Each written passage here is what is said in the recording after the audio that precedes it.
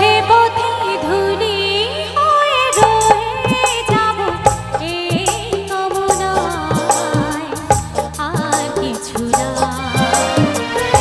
আগামী পায়ে পায়ে আমিও পৌঁছে যাব সেই ঠিকানায়, আর কিছু না। ধরুনি পথে পথে ধুলি হয়ে রয়ে যাব এই কামনায়, আর কিছু না।